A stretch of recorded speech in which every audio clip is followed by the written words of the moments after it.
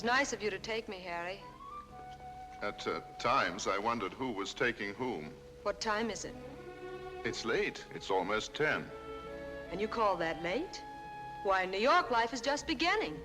The barman at 21 is opening his second bottle of Kimmel. The dance band at the Rainbow Room is unpacking its instruments. And the last taxi driver has just avoided picking you up.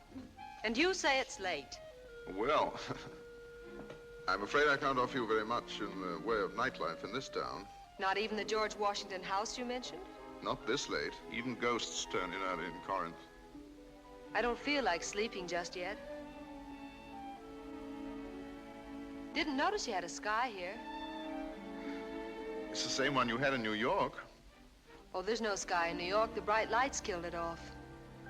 I haven't seen a big fat star in 10 years. Well, we can offer you quite a few of those here. There's Mars up there, that big fat fella. And over there's Venus. Venus. It's like meeting an old friend. My father used to show me Venus when I was a little girl. My father didn't approve of stargazing. Dad used to say they were polished every night before being hung. I wanted to do that someday. Be a star polisher?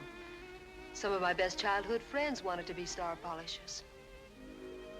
Well, I must confess, I had some such plans myself. Which one is Saturn? There it is, up there. But where are the rings?